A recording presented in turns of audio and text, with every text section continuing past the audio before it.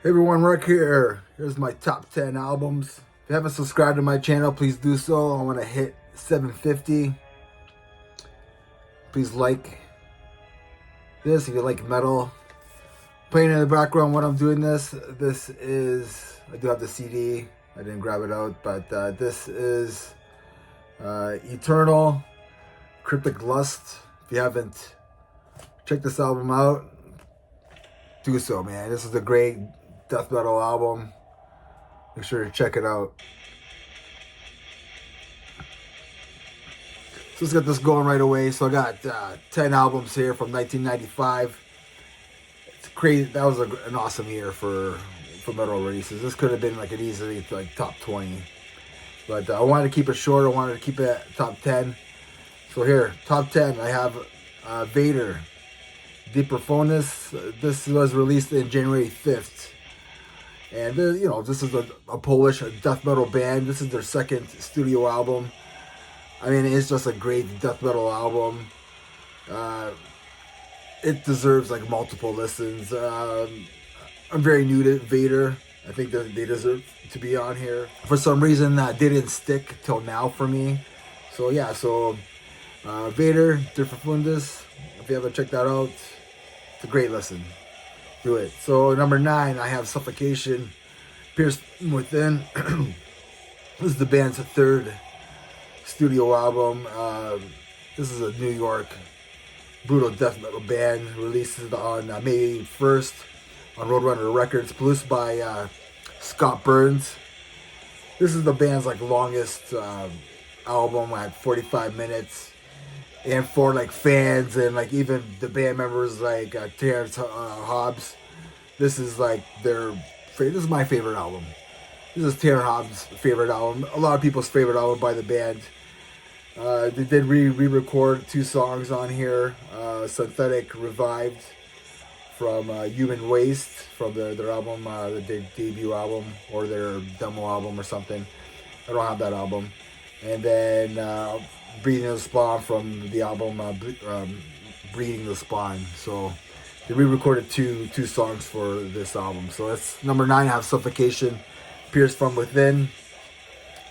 Number 8, I have Deicide, Once Upon a Cross. This is the band's third studio album, released on April 18th on Roadrunner Records, produced by the band, and of course Scott Burns. If you're a death metal band, you gotta have Scott Burns producing your albums back in 1995.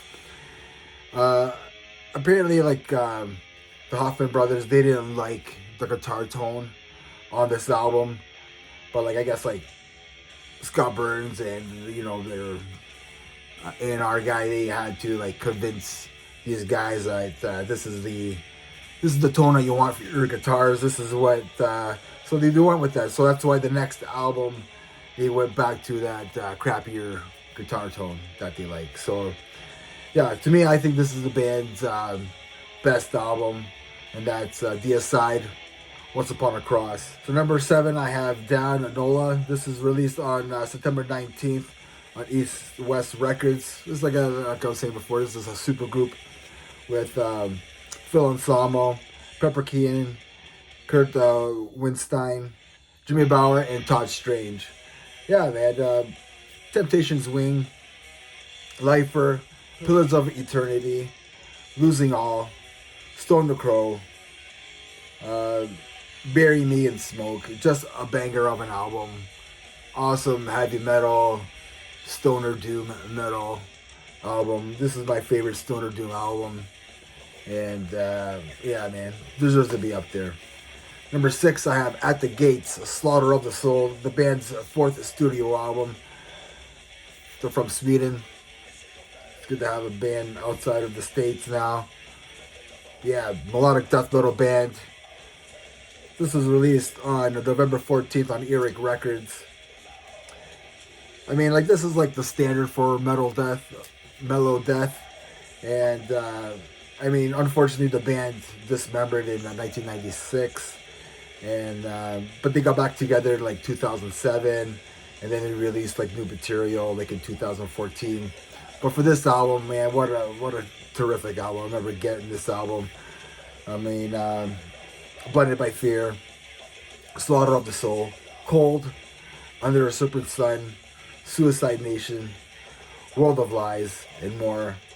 Awesome album. This is like the standard of mellow death metal. Number 6, At the Gates, Slaughter of the Soul. Number 5, I'm another super group here. This is Mad Season, Above. And they formed in 1994, released their only album on March 14th on Columbia Records. Yeah, members, we have Pearl Jam, Alice in Chains, and Screaming Trees. Mike McCready, he was in rehab, and that's where he met, I guess, the bass player here, John Baker Sanders. And from there, they got drummer Barnett Martin and the vocalist Lance Staley from Alice in Chains, of course.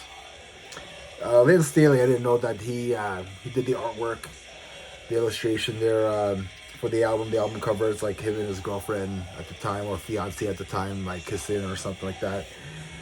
Just a great album, man. Just a great grunge album, a rock album, whatever you want to call it. Yeah, Wake Up, Rivers of Deceit, I'm Above, I Don't Know Anything, Long Gone Day, more. Just a great album.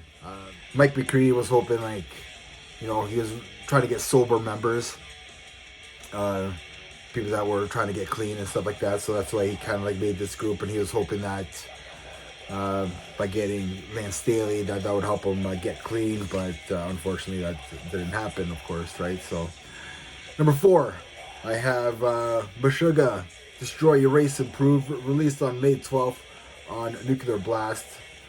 From Sweden, releasing their second full-length album. They don't sound like a melodic death metal band.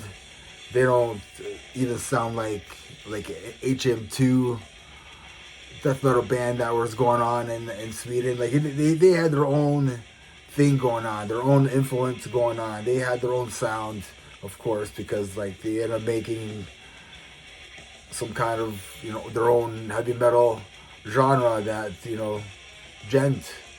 that it's not a genre, but it is a genre, but it's not. But we don't really talk. We kind of talk about it, right? But anyways, we have Future Breed, Machine, Beneath, Vanished, Suffer and Truth, which is my favorite track on this album, and more. Just an unbelievable machine of an album, man. There's nothing like it. So number 4, I have Meshuggah, Destroy, Erase, Improve. Number 3, I have Fear Factory, Demanufacture, released on March 3rd on Roadrunner Records. This is the band's second studio album.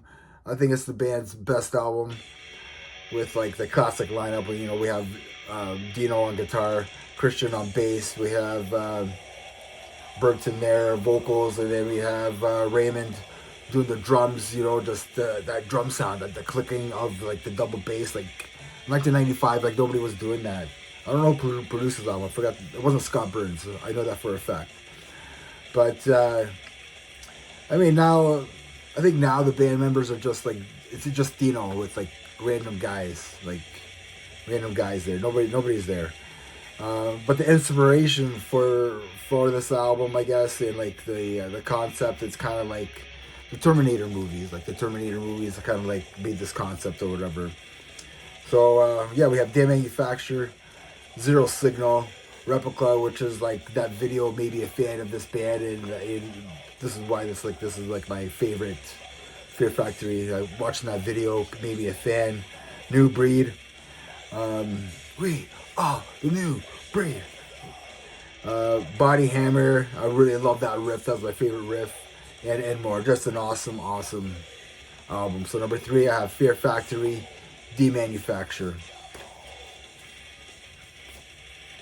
So number 2, speaking of Alice in Chains, I have Alice in Chains, their self-titled album, or the Dog album, as some people may call it. I call it the Dog album, the one with the dog on it. That album was awesome. So this was released on October 31st on Columbia Records. This is the first album to feature Mike Innes on bass there. This is the last to feature Lance Staley, unfortunately. So he's here twice. Yeah, because of Lance Staley's addiction, the band didn't tour. The only live performance that they did was the MTV Unplugged, which like they recorded it live and stuff, and ended up releasing it. I think later in October I do want to do more of an in-depth, for the 30th anniversary for this album on October 30th. I do want to do a more in-depth video for this album. So many great hits on here. We have Grind, Heaven Beside You, Head Creeps, Again, Shame in You, Over Now, and more. Just I think it's just the last greatest probably grunge album ever. And so number 2, I have Alice in Chains, the self-titled album, or the Dog album, or the Tripod album. A lot of people have called it as well. And their number 1 album, this is Death Symbolic. This is the band's 6th studio album, released on March 21st on Roadrunner Records, produced by not Scott Burns, but James Morris and Chuck Schuldiner at Morris Sound Studios. The band features Bobby Colby and Kelly Kalan on guitars and bass, and we have Gene Hoglan on the drums. This was supposed to be like Death's last album because Chuck's like next adventure or journey was supposed to be Control Denied, but Chuck ended up making one more Death album, which is Sound of Perseverance, and then he ended up doing an album for Control Denied. I wish they would have did at least another album, but we all know what happened. We got Symbolic, Zero Tolerance, Empty Words, Saved Serenity, 1000 Lies, Without Judgment, Crystal Mountain, and a bunch more, and a couple more. And like for a lot of metalheads, this is their like favorite Death album. This is my favorite Death album of all time. So let me know what you think. If you haven't subscribed to my channel, please do so. I want to hit 750. Please hit that like button. Should be like right there or something, like right there. And remember everybody, and listen to Eternal. And remember everybody, metal never dies. Cheers.